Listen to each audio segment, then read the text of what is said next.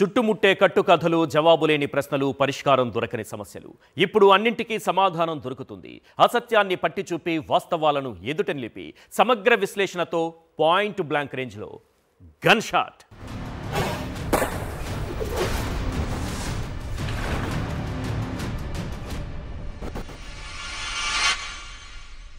రాష్ట్రంలో ఇప్పుడు సైకోల రాజ్యం నడుస్తోంది.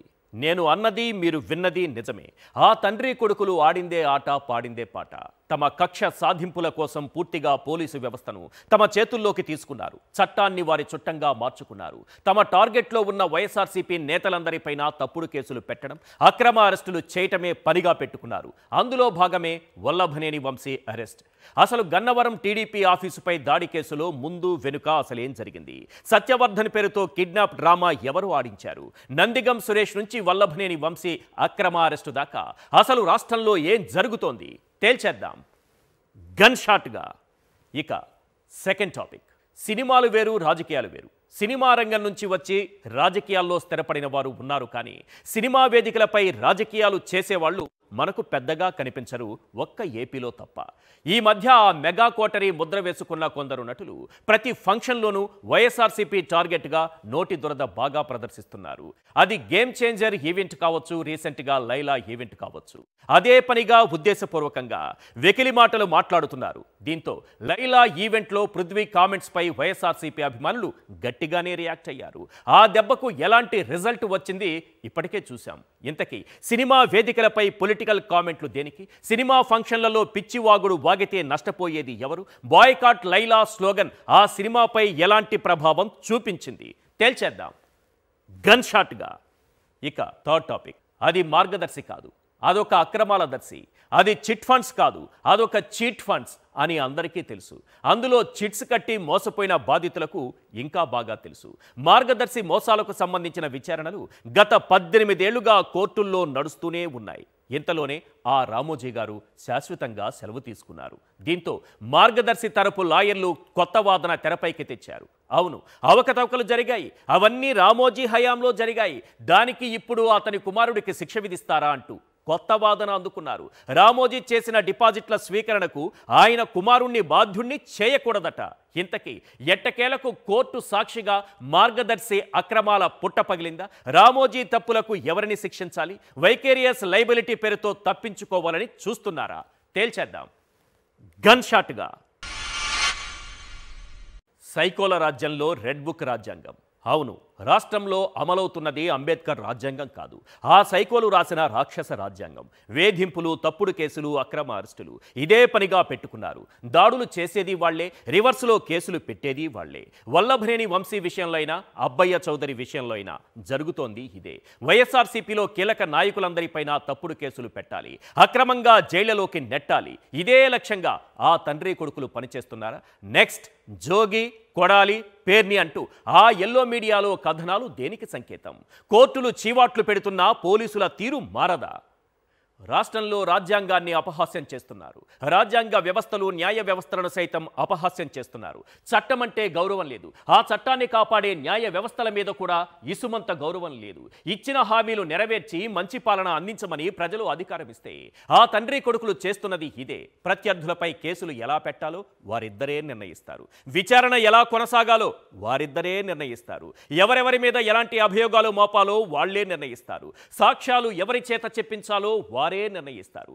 దర్యాప్తు ఎవరు చేయాలో వాళ్లే నిర్ణయిస్తారు. చివరకు వీరి ప్రయత్నాలకు కోర్టులో ఎదురు దెబ్బ తగిలితే తట్టుకోలేక వెంటనే మరో తప్పుడు కేసు పెట్టి జైల్లో పెడుతున్నారు. వల్లభనేని వంశీ అక్రమ అరెస్టు విషయంలో జరిగింది ఇదే. ఇక వైఎస్ఆర్సీపీ మాజీ ఎమ్మెల్యే అబ్బయ్య చౌదరి విషయంలో మరీ దారుణం. చింతమనేని ఉద్దేశపూర్వకంగా నోటి దురుసు ప్రదర్శించారు, బూతులతో రెచ్చిపోయారు, ఆ తర్వాత దాడికి కూడా దిగారు. ఈ వీడియోలు సోషల్ మీడియాలో వైరల్ కావడంతో తెల్లారేసరికి ప్లేటు ఫిరాయించి రివర్స్లో అబ్బయ్య చౌదరి సహా 20 మందిపై ఎస్సీ, ఎస్టీ అట్రాసిటీ కేసులు పెట్టించాడు. అంత భయానకంగా ఉంది ఏపీలో పరిస్థితి. ఏపీలో రెడ్ బుక్ రాజ్యాంగం రాజ్యమేలుతున్న వేళ ప్రధానంగా కొన్ని ప్రశ్నలు వినిపిస్తున్నాయి. అవేంటో ఒక్కసారి మనం స్క్రీన్ పైన చూద్దాం. క్వశ్చన్ నెంబర్ 1, రెడ్ బుక్ రాజ్యాంగంలో రాక్షస పేజీని తెరిచారా? క్వశ్చన్ నెంబర్ 2, వంశీ అక్రమ అరెస్టు వెనుక అసలు కథేంటి? క్వశ్చన్ నెంబర్ 3, 5 ఏళ్ల పాలన తండ్రి కొడుకుల కక్ష సాధింపులకే పరిమితమా? క్వశ్చన్ నెంబర్ 4, దాడులు చేసేది రివర్స్ కేసులు పెట్టేది వాళ్లేనా? క్వశ్చన్ నెంబర్ 5, వైఎస్ఆర్సీపీ నేతలంతా క్రిమినల్స్ అయితే బాబు సంగతి ఏంటి? రాష్ట్రంలో కక్ష సాధింపులు, అక్రమ అరెస్టుల పర్వం కొనసాగుతున్న వేళ వినిపిస్తున్నటువంటి ప్రశ్నలివే. రెడ్ బుక్ రాజ్యాంగంలో రాక్షస పేజీ ఓపెన్ అయింది. వంశీ అరెస్టు వెనుక అసలేం జరిగిందో చూస్తే కూటమి అధికారంలోకి రాగానే 2023 ఫిబ్రవరి నాటి కేసును రివర్స్ చేసి తప్పుడు కేసు పెట్టింది. గన్నవరంలో ఉద్రిక్తతలు రెచ్చగొట్టి రాజకీయ లబ్ధికి 2023 ఫిబ్రవరిలో టీడీపీ ప్లాన్ చేసింది. అందులో భాగంగానే అప్పటి టీడీపీ ఎమ్మెల్యే వంశీపై అసభ్య పదజాలంతో టీడీపీ నేత దొంతు చిన్న రెచ్చిపోయాడు. అతనికి మద్దతుగా తెలుగు భాషా ప్రావీణ్యుడు, తెలుగు భాషా కోవిదుడు, డీకే బోసు వ్యాకరణం సృష్టికర్త పట్టాభి రంగంలోకి దిగారు. ప్రెస్ మీట్ పెట్టి బూతులతో రెచ్చిపోయారు. అక్కడితో ఆగకుండా పోలీస్ స్టేషన్ ఆవరణలోనూ తన తెలుగు భాషా పాండిత్యాన్ని ప్రదర్శించారు. దీంతో వైఎస్ఆర్సీపీ టీడీపీ వర్గాల మధ్య ఘర్షణ జరిగింది. ఈ ఘటనలో 44 మంది వైఎస్ఆర్సీపీ సహా టీడీపీ కార్యకర్తల మీద పోలీసులు కేసు నమోదు చేశారు. అయితే కూటమి అధికారంలోకి రాగానే కేసు తారుమారు చేసి 94 మంది వైఎస్ఆర్సీపీ నేతలపై కేసులు నమోదు చేయించింది. అయితే ఈ కేసులో ఫిర్యాదుదారు సత్యవర్ధన్ ఫిబ్రవరి 10న కేసును ఉపసంహరించుకుంటూ జడ్జి ముందు వాంగ్మూలమిచ్చాడు. కూటమి నేతలు బెదిరించడం వల్లే తప్పుడు ఫిర్యాదు చేశానని చెప్పుకొచ్చాడు. దీంతో లోకేష్ అహం దెబ్బతింది. వెంటనే ప్లాన్ బి తెరపైకొచ్చింది. సత్యవర్ధన్ కుటుంబంపై టీడీపీ నేతలు, పోలీసులు ఒత్తిడి పెంచారు. సత్యవర్ధన్ను వంశీ కిడ్నాప్ చేశారని కేసు పెట్టించి వంశీని అరెస్ట్ చేశారు. ముందు సత్యవర్ధన్ హైదరాబాదులో ఉన్నాడని చెప్పి విశాఖలో అదుపులోకి తీసుకున్నారు. పోలీసులు అదుపులోకి తీసుకున్న వీడియో చూస్తే అతన్ని వంశీ కిడ్నాప్ చేశారా లేదా ప్రభుత్వ ఆదేశాలతో పోలీసులే అతన్ని కిడ్నాప్ చేస్తున్నారా అన్న అనుమానం రాకమానదు. ఇక దెందులూరు ఘటన మరీ దారుణం. అక్కడి ఎమ్మెల్యే చింతమనేని ప్రభాకర్ ఎంత సౌమ్యుడో, తెలుగు భాష ఎంత మృదుమధురంగా మాట్లాడుతారో అందరికీ తెలుసు. ఓ వివాహ వేడుకకు హాజరైన చింతమనేని ఉద్దేశపూర్వకంగా మాజీ ఎమ్మెల్యే అబ్బయ్య చౌదరి డ్రైవర్పై దాడికి దిగాడు. తన కారు వెళ్లేందుకు కావాల్సినంత దారి ఉన్న పక్కా ప్లాన్తోనే అటాక్ చేశారు. ముందుగా డ్రైవర్పై నోటికొచ్చిన దుర్భాషలాడారు. నిన్ను చంపేస్తానంటూ వీధి రౌడీలా రెచ్చిపోయారు. షూ వేసుకునే స్టిక్తో దాడి చేశారు. ఇదంతా పక్కనున్న వాళ్ళు రికార్డ్ చేయడంతో ఉదయానికల్లా ప్లేటు రివర్స్ చేశారు. అతనే దాడి చేసి అతనే రివర్స్ కేసు పెట్టించారు. చింతమనేని డ్రైవర్ పైనే దాడి జరిగిందంటూ రివర్సులో ఎస్సీ ఎస్టీ కేసులు బనాయించారు. అబ్బయ్య చౌదరి సహా 20 మందిపై కేసులు నమోదు చేశారు. మన ఏపీలో రెడ్ బుక్ రాజ్యాంగం అంత అద్భుతంగా అమలవుతోంది. మరి నిజానికి వల్లభనేని వంశీ నందమూరి హరికృష్ణకు, జూనియర్ ఎన్టీఆర్కు చాలా సన్నిహితంగా ఉండేవారు. అప్పటి నుంచే లోకేష్ టార్గెట్లోకి వంశీ చేరిపోయారు. అతను టీడీపీలో ఉన్నప్పుడు కూడా అతని కుటుంబంపై ఐటీడీపీ అసభ్యకర పోస్టులు పెట్టేది. అధికారం చేతిలోకి రాగానే వల్లభనేని వంశీని అరెస్టు చేయించడం వెనుక అసలు కారణం ఏంటన్నది అందరికీ తెలుసు. అతను చేసిన కొన్ని కామెంట్స్ ఈ పరిస్థితికి దారి తీసిందనేది కాస్తో కూస్తో రాజకీయ పరిజ్ఞానం ఉన్న వారందరికీ తెలుసు. అతను అలాంటి కామెంట్స్ చేయడం ముమ్మాటికి తప్పే. అప్పట్లో చంద్రబాబు కన్నీళ్లు పెట్టుకోవడం నిజంగా బాధాకరమే. కానీ అలాంటి మనోవేదనే టీడీపీ వల్ల, ఆ పార్టీ నేతల వల్ల ఎందరో అనుభవించారు. వైఎస్ఆర్సీపీలో ఉన్న వాళ్ళంతా క్రిమినల్స్ అన్నట్లుగా చంద్రబాబు మాట్లాడుతున్నారు. ఎవరినీ వదిలిపెట్టేది లేదని, కక్ష సాధింపు రాజకీయాలు కొనసాగిస్తామని రెడ్ బుక్ రాజ్యాంగం సాక్షిగా ఎల్లో సైకోలు బహిరంగంగానే చెబుతున్నారు. అలాంటి వారు సమాధానం చెప్పాల్సిన ప్రశ్నలు మచ్చుకు కొన్ని ఉన్నాయి. లక్ష్మీ పార్వతిని కించపరుస్తూ, ఆమె క్యారెక్టర్ను దెబ్బతీస్తూ వ్యక్తిత్వహననం చేసేలా ఆమెపై కేసు పెట్టించడం నేరం కాదా? దానికి శిక్ష లేదా? మహిళా లోకం సిగ్గుతో తలదించుకునేలా మాజీ మంత్రి రోజాపై బండారు సత్యనారాయణమూర్తి కామెంట్స్ చేయడం నేరం కాదా? దానికి శిక్ష లేదా? వల్లభనేని వంశీ కుటుంబ సభ్యులపై ఐటీడీపీ సైకోలతో నీచమైన పోస్టులు పెట్టించడం నేరం కాదా? దానికి శిక్ష లేదా? జగన్మోహన్ రెడ్డి కుటుంబంలోని మహిళలపై నీతిమాలిన పోస్టులు పెట్టించి క్యారెక్టర్ అసాసినేషన్ చేయించి సైకోలంతా ఆనందించారే, అది కాదా నేరం? దానికి శిక్ష లేదా? అయ్యా చంద్రబాబు గారు, వైఎస్ఆర్సీపీ నేతల్ని పదే క్రిమినల్స్ అంటున్నారే. 29 మందిని పుష్కరాల్లో తొక్కి చంపి సీసీ కెమెరాలు మాయం చేయటం నేరం కాదా? దానికి శిక్ష లేదా? ఎల్లో మీడియాలో ఫోటోల కోసం కందుకూరులో 8 మందిని ఇరుకు సందుల్లో ఇరికించి చంపితే అది నేరం కాదా? దానికి లేదా శిక్ష? పుంగనూరులో పోలీసులను కొట్టండిరా అంటూ ఎల్లో గూండాలను మీరే రెచ్చగొట్టి పంపిస్తే అది నేరం కాదా? దానికి లేదా శిక్ష? ఒక్కటి మాత్రం నిజం, అసలు చంద్రబాబు నైజం తెలుసుకోవాలంటే ఒక్కసారి ఆమంచి కృష్ణమోహన్ గారిని అడగండి. అప్పట్లో ఎన్నికల కమిషనర్ భన్వర్లాల్ టీడీపీకి అనుకూలంగా పనిచేయటం లేదని, అతనికి వైఎస్ఆర్సీపీలోని ఓ మహిళా ఎమ్మెల్యేతో అక్రమ సంబంధం ఉందని దుష్ప్రచారం చేయాలని చంద్రబాబు ప్రవచనాలు ఉద్బోధించారట. మరి ఎవరు క్రిమినల్స్, ఎవరిది నేరం, ఎవరికి శిక్ష పడాలి? రెడ్ బుక్ రాజ్యాంగాన్ని పక్కన పెట్టి చూస్తే అంబేద్కర్ రాజ్యాంగం సాక్షిగా మీ రంగు బయటపడుతుంది. ఇది మాత్రం గన్ షాట్. ఒక్కసారి ఫ్లాష్ బ్యాక్ వేసుకోండి. కళ్ళ ముందు రంగుల చక్రం గిర్రను తిరుగుతుంది. అది republic movie pre release event. అప్పటికి కనీసం ఎమ్మెల్యేగా కూడా గెలవని పవన్ కళ్యాణ్ జగన్పై రెచ్చిపోయారు. సినిమా టికెట్ల రేట్లు తగ్గించారని, ఆయనపై కక్షతోనే జగన్ ఈ నిర్ణయం తీసుకున్నారని ఊగిపోయారు. అంతేకాదు, అవకాశం దొరికినప్పుడల్లా జగన్ చిరంజీవిని అవమానించారని పొలిటికల్ వేదికలపైనే కాదు, సినిమా వేదికలపైన కూడా రెచ్చిపోయారు. ఇంటికి పిలిచి అన్నం పెట్టి కారు వరకు తీసుకెళ్లి దండం పెట్టి కారెక్కించి బాయ్ బాయ్ చెప్పి గౌరవించిన జగన్పై పవన్ కళ్యాణ్ విషం కక్కారు. పవన్ చేసిన తప్పుడు ప్రచారాన్ని చిరంజీవి ఏనాడూ ఖండించకపోవడం ఆయన గారి గొప్ప మనసుకు, దార్శనికతకు నిదర్శనం. ఇదంతా ఇప్పుడు ఎందుకంటే పవన్ కళ్యాణ్ అనే ఆవు చేలో మేస్తే పృథ్వీరాజ్ అనే దూడ గట్టును మేస్తుందా? మేయదుగాక మేయదు. మెగా కోటరిని మెప్పించాలి కదా, అందుకోసం ఆ దూడ చేలోనే మేస్తుంది. సినిమా వేదికలపై రాజకీయాలు మాట్లాడకూడదంటూనే గేమ్ చేంజర్ ఈవెంట్లో పవన్ కళ్యాణ్ ఏం మాట్లాడారో అందరికీ తెలుసు. అదే వేదికపై ఉన్న పృథ్వీ కూడా వెటకారంతో రెచ్చిపోయారు. మొత్తానికి ఇద్దరిది ఒకే పోలిక. కాదు పవన్ కళ్యాణ్ది వాళ్ళ తాతగారి పోలిక అని ఇప్పుడు అనకండి. ఎందుకంటే ఆ విషయం చర్చించడానికి ఇది వేదిక కాదు, సమయము సందర్భము అసలే కాదు. మరి సినిమా వేదికలపై అసలు రాజకీయాల ప్రస్తావనే తేకూడదా? హో, ఎందుకు తేకూడదు? భేషుగ్గా తేవచ్చు. సినీ ఇండస్ట్రీ బాగు కోసం ప్రభుత్వాలను అభ్యర్థించండి. టికెట్ రేట్లు పెంచమనో, స్టూడియోలకు స్థలాలు ఇవ్వాలనో, చిన్న సినిమాలను బతికించాలనో, సినీ కార్మికులకు ప్రత్యేక పథకాలు అమలు చేయాలను ఏదైనా కోరండి. అలాంటి ఉద్దేశం మాకు లేదు, మా రెమ్యునరేషన్ లేవో మా చేతిలో పెడితే చాలనుకుంటారా? అలా అయితే గొడవే లేదు.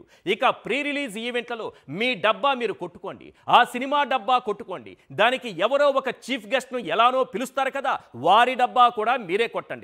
అంతేకాని సంబంధం లేని రాజకీయాలను ప్రస్తావించి ఎవరి కంట్లోనో పడాలని, ఎవరి దగ్గరో పేరు కొట్టేయాలని, మరిన్ని సినిమా ఛాన్సులు కొట్టేయాలని, అదృష్టం బాగుంటే రాజకీయ ఛాన్సులు కూడా కొట్టేయాలని నోరు జారితే బొమ్మ బొక్కబోర్లా పడుద్ది. లైలా విషయంలో అచ్చంగా ఇదే జరిగింది. వాళ్ళు ఎవరిని కెలకకూడదో వాళ్ళనే కెలికారు. ఇప్పుడు బుక్ మై షోలో గో గ్రీన్ స్లోగన్ వింటున్నారు.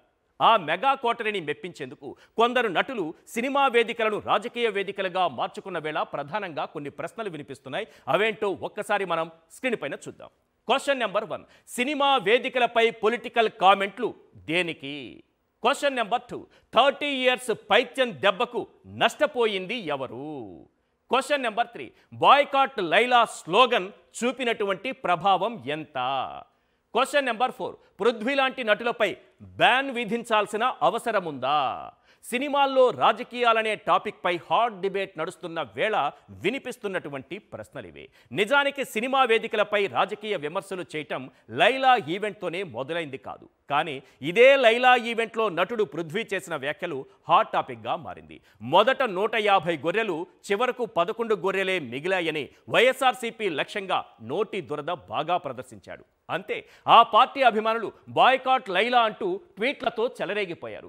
ఒకేసారి 1,00,000 ట్వీట్లతో ఆ హ్యాష్ట్యాగ్ ట్రెండింగ్లోకి వచ్చింది. దీంతో దిగొచ్చిన హీరో, నిర్మాత ఆ గొర్రె చెప్పిన గొర్రె పురాణంతో తమకు సంబంధం లేదని లైట్గా క్షమాపణలు చెప్పారు. ఓ సినిమాలో పావలా, ₹1 క్యారెక్టర్లు వేసుకునే నటుడు చేసిన తప్పుకు హీరో క్షమాపణ చెప్పాల్సి వచ్చింది అని అందరూ అనుకుంటున్న సమయంలోనే అదే హీరో సోషల్ మీడియాలో యాటిట్యూడ్ చూపించాడు. ఇంకా చెప్పాలంటే వేలు చూపించాడు. ఇప్పుడు సినిమాకు వస్తున్న 0 రేటింగ్ చూశాక ఆ వేలు మడిచి 2 చేతులు జేబులో పెట్టుకుని నడుచుకుని వెళ్ళిపోయాడు. ఇంతటితో సినిమా అయిపోలేదు, ఎండ్ కార్డు పడలేదు, ఇంకా ఉంది, వినండి. మనం సినిమా వాళ్ళం ఏం చేసినా చెల్లుతుందని పవన్ కళ్యాణ్ బాటలో నడిచాడు పృథ్వీరాజ్. కానీ ఏమైంది? వైఎస్ఆర్సీపీ సోషల్ మీడియా తన పవర్ ఏంటో చూపించింది. మేము చేతులు కట్టుకుని కూర్చున్నంత వరకే మీ ఆటలు, మేము సోషల్ మీడియా ఆయుధంగా తుఫానులా విరుచుకుపడితే ఎలా ఉంటుందో తెలుసా?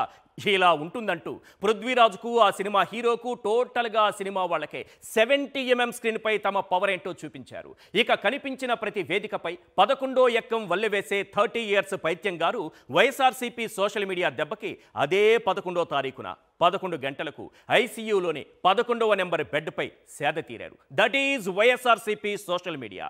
పోనీ అప్పుడైనా నోటికి ట్రీట్మెంట్ తీసుకున్నారా అంటే అది లేదు. అదే ఆసుపత్రిలో సెలైన్ బాటిల్ సాక్షిగా మరోసారి నోటి దురద ప్రదర్శించాడు. పృథ్వీరాజ్ అనే క్యారెక్టర్కు వైఎస్ఆర్సీపీ ప్రభుత్వంలో పెద్ద క్యారెక్టర్ ఉన్న పదవే దక్కింది. పవిత్ర పుణ్యక్షేత్రమైన తిరుమలలో ఎస్వీబీసీ చైర్మన్ పదవి ఇస్తే వెంకటేశ్వర స్వామిని పక్కన పెట్టి వెనుక నుంచి వాటేసుకుంటా అన్న ఆడియో బయటపడింది. పదవి ఊడింది. అసలు వెనుక నుంచి వాటేసుకోవడం ఏంటి అంటూ అప్పట్లో జనసేన గోల చేసింది. అతని పదవి ఊడాక గోల ఆపేసింది. నిజానికి ఓ సినిమా నిర్మాణం వెనుక ఎంతో మంది కృషి ఉంటుంది, ఎంతో మంది కార్మికుల శ్రమ ఉంటుంది. ఒక హీరో, ఒక డైరెక్టర్ నుంచి ఎంతో మంది ఆర్టిస్టుల జీవితాలు, 24 క్రాఫ్ట్స్ కార్మికుల బ్రతుకులు సినిమాపై ఆధారపడి ఉంటాయి. ముహూర్తపు షాట్కు ముందు కొబ్బరికాయ కొట్టడం నుంచి షూటింగ్ కంప్లీట్ అయ్యి గుమ్మడికాయ కొట్టేంత వరకు, ప్రీ రిలీజ్ ఫంక్షన్ల నుంచి రిలీజ్ అయ్యేంత వరకు ఎన్నో కష్ట నష్టాలను ఎదుర్కొనే నిర్మాత ఉంటాడు. 100 కోట్లు ఖర్చు పెడతాడు. అందరూ వ్యాపారం కోసమే సినిమా రంగంలోకి రారు సార్. ప్యాషన్తో సినిమా రంగంలో వచ్చి మంచి సినిమాలు తీయాలని తప్పించి కోట్లాది రూపాయలు కుమ్మరించి సినిమా తీసిన వారిలో కొందరు నిలదొక్కున్నారు. ఎందరో నిర్మాతలు కట్టుబట్టలతో రోడ్డున పడిన పరిస్థితులు ఉన్నాయి. సినిమా బ్రతకాలి, అవును సినిమా బ్రతకాలి. మన తెలుగు సినిమా స్టామినా చూసి ప్రపంచమే అబ్బురపడుతున్న వేళ ఇలాంటి చిల్లర వేషగాళ్లు చేసే కామెంట్స్ వల్ల నిర్మాత నష్టపోతాడు, సినిమా నష్టపోతుంది. హావు చేలో మేస్తే దూడ గట్టున మేస్తుందా? ఇప్పుడు చెప్పుకుంటున్న అంశానికి ఈ సామెత సరిగ్గా సరిపోతుంది. డీసీఎం పవన్ కళ్యాణ్ ఏ సినిమా వేదిక ఎక్కినా రాజకీయాలే మాట్లాడుతారు. ఒకప్పుడు చిరంజీవి గారు సినిమా వేదికలపై హుందాగా మాట్లాడేవారు. ఇప్పుడు మెగాస్టార్ మాటల్లో హుందాతనం దారి తప్పుతున్నట్టుగా అభిమానులు ఫీల్ అవుతున్నారు. ఇక వారి సావాసం కోసం, వారి ప్రసన్నం కోసం, వారి మెప్పు కోసం తాపత్రయపడే పావలా ఆర్టిస్టులు, జబర్దస్త్ జోకర్ల నుంచి హుందాతనం ఆశించడం తప్పే అవుతుంది. పృథ్వీరాజ్ చేసింది ముమ్మాటికి తప్పే. ఇది ఇప్పుడు ఫిలిం నగర్ వీధుల్లో వినిపిస్తున్న టాక్. ఇప్పటికైనా సినిమా వేదికలపై సినిమాల గురించి మాత్రమే మాట్లాడండి. బాయ్కాట్ లైలా కాదు, బాయ్కాట్ చిల్లర వేషగాళ్ళని ఇండస్ట్రీనే ఒక #, క్రియేట్ చేయాలి, ట్రెండింగ్లోకి తీసుకురావాలి. ఒక్కటి మాత్రం నిజం, ధూమపానం, మద్యపానం ఆరోగ్యానికి హానికరమని సినిమాకు ముందు ట్రైలర్లు వేసే సినిమా వాళ్ళు, పృథ్వీరాజు లాంటి ఆర్టిస్టులు తెలుగు సినిమాకు అంతకు మించి హానికరమని గ్రహించాలి. సార్ పృథ్వీరాజు గారు నోటి దూలతో సినీ వేదికలపైన వెటకారం మాటలు మాట్లాడి సినిమాకు నష్టం చేసి, నిర్మాతకు నష్టం చేసి, ఆ తర్వాత నిర్మాతకు సారీ చెబుతామని నిర్మాతను వెనుక నుంచి వాటేసుకుని సారీ చెబితే కెవ్ అన్న సౌండే గాని లవ్ అన్న సౌండ్ వినిపించదు సార్. ఇది మాత్రం గన్ షాట్. చంద్రబాబు అండ ఉంది. అంతకు మించి రాజ్యాంగ వ్యవస్థలు చేతిలో ఉన్నాయి. రాజ్యాంగ వ్యవస్థల్లో అత్యున్నత స్థాయి పదవుల్లో ఉన్న వ్యక్తుల మద్దతుంది. తేడా వస్తే చేతిలో ఈనాడు పేపర్ ఉంది. ఇక రామోజీని ఆపేదెవరు? చట్టవిరుద్ధంగా డిపాజిట్లు సేకరించి పేద మధ్యతరగతి ప్రజల సొమ్మును అక్రమంగా, అన్యాయంగా ఇతర సంస్థల్లోకి మళ్లించి సొమ్ము చేసుకున్నారు. కాగితపు రసీదులు ఇస్తూ కోటాను కోట్ల డిపాజిట్లు సేకరించారు. డిస్కౌంట్లనే తమ చందాగా చూపిస్తూ రికార్డుల కనికట్టు కట్టారు. దీనికి పక్కా ఆధారాలు దొరికినా కోర్టుల్లో తమ తప్పేమీ లేదని వితండవాదనకు దిగారు. చివరకు రామోజీ మరణం తర్వాత మార్గదర్శికి ఉరి బిగుసుకుంటున్న సమయాన నిజం ఒప్పేసుకున్నారు. రామోజీరావు చేసిన డిపాజిట్ల స్వీకరణకు ఆయన కుమారుడికి సంబంధం లేదంటున్నారు. అంటే డిపాజిట్ల సేకరణలో అవకతవకలు ఉన్నాయనేగా అర్థం. తండ్రి చేసిన నేరానికి కుమారుడిని శిక్షించడం ఎంతవరకు సమంజసం అని కొత్త వాదన తెరపైకి తెచ్చారు. అసలు ఈ మార్గదర్శి పేరుతో ఎలాంటి అక్రమాలకు పాల్పడ్డారు? చందాదారుల సొమ్మును ఎలా, ఎక్కడికి మళ్లించారు? నేరం ఒప్పుకోవడంతో నెక్స్ట్ ఏం జరగనుంది? మార్గదర్శి పేరుతో చట్టవిరుద్ధంగా డిపాజిట్ల స్వీకరణ కేసులు గత 18 సంవత్సరాలుగా న్యాయస్థానాల సాక్షిగా అడ్డగోలుగా అబద్ధాలు చెబుతూనే వచ్చారు. ఇప్పుడు రెడ్ హ్యాండెడ్గా దొరికిన తరువాత ప్లేటు ఫిరాయిస్తున్నారు. అవకతవకలకు రామోజీనే బాధ్యుడని, కుటుంబ సభ్యులకు దాంతో ఏం సంబంధమని వితండవాదనకు దిగుతున్నారు. దీంతో నేరం చేసినట్లు పరోక్షంగా అంగీకరించినట్లయింది. రామోజీ బతికిలేరు కాబట్టి క్రిమినల్ ప్రొసీడింగ్స్ చెల్లవని మార్గదర్శి తరపు లాయర్లు కొత్త వాదన వినిపిస్తున్నారు. నేరానికి కుమారుణ్ణి బాధ్యుని చేయటం సరికాదంటూ వైకేరియస్ లైబిలిటీ సిద్ధాంతాన్ని తెరపైకి తీసుకొచ్చారు. మార్గదర్శి ఫైనాన్షియర్స్ పాల్పడిన అక్రమాలు, అవకతవకలకు దాని కర్త, కర్మ, క్రియ అయిన రామోజీరావు మాత్రమే బాధ్యుడవుతారని చెప్పడం ద్వారా కేసు నుంచి తప్పించుకునే ప్రయత్నం చేస్తున్నారు. అయితే చట్ట విరుద్ధ పనులకు బాధ్యత వహించాల్సిందే కదా అని తెలంగాణ హైకోర్టు ప్రశ్నించింది. అటు రామోజీ చేసిన నేరానికి మార్గదర్శి ఫైనాన్షియర్స్, హెచ్ఈఎఫ్ బాధ్యత వహించాల్సిందేనని రిజర్వ్ బ్యాంక్ ఆఫ్ ఇండియా కూడా తేల్చి చెప్పింది. మార్గదర్శి ఫైనాన్షియర్స్ రామోజీరావు ప్రజల నుంచి వేల కోట్ల రూపాయలను డిపాజిట్ల రూపంలో వసూలు చేశారని, ఇది ఆర్బీఐ చట్టం సెక్షన్ 45(s)కి విరుద్ధమని, అలాగే ఆర్బీఐ చట్టం సెక్షన్ 58(b) ప్రకారం శిక్షార్హమని హైకోర్టు దృష్టికి తీసుకెళ్లింది. అంతేకాదు డిపాజిట్ల స్వీకరణకు అనుమతిస్తూ తాము సర్టిఫికేట్ జారీ చేశామన్న మార్గదర్శి వాదన పచ్చి అబద్ధమని కూడా తేల్చి చెప్పింది. రామోజీ మరణించడంతో క్రిమినల్ ప్రొసీడింగ్స్ నిలిపివేయాలంటూ వేసిన అనుబంధ పిటిషన్ కొట్టివేయాలంటూ ఆర్బీఐ హైకోర్టును అభ్యర్థించింది. ఇప్పుడు చెప్పండి చంద్రబాబు గారు, ఒక అక్రమ వ్యాపారికి సంతాప సభకు కోటాను కోట్ల ప్రజాధనం తగలేయటం కరెక్టేనా? తప్పు చేశాడు, ఆత్మకు శిక్ష వేయకండని అభ్యర్థిస్తున్నారు. అవునా కాదా? మీరు ఆత్మ పరిశీలన చేసుకోండి. రామోజీ అక్రమ వ్యాపారాన్ని పాపాలను 10 పాయింట్లలో చెబుతాను, వినండి. పాయింట్ నెంబర్ 1, ఆర్బీఐ నిబంధనలకు విరుద్ధంగా 15,000 కోట్ల అక్రమ డిపాజిట్లు సేకరించారు రామోజీ.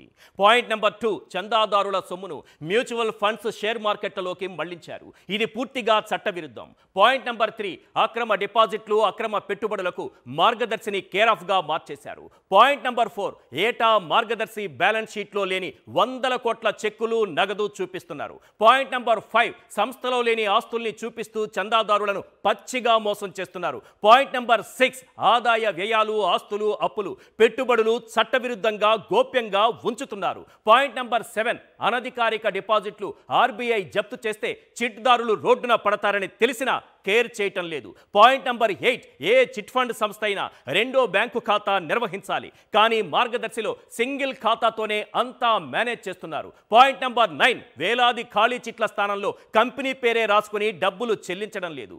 ఇదో పచ్చి మోసం. పాయింట్ నెంబర్ 10, షూరిటీ సాకుతో చిట్టి పాడిన వారికి చెల్లించకుండా రిజిస్ట్రార్కు మాత్రం చెల్లించినట్టు చూపిస్తున్నారు. ఈ 10 పాయింట్లతో మీకు మార్గదర్శి అవినీతి సినిమా అర్థమయ్యే ఉంటుంది.